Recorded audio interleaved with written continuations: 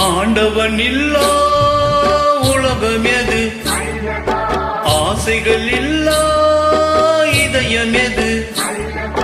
நதி இருந்தால் மீன் இருக்கும், விதி இருந்தால் சேர்ந்திருக்கும், காலம் அதன் போலும் என்றோ எங்கோ.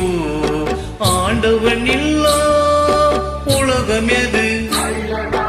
ஆசைகள் இல்லா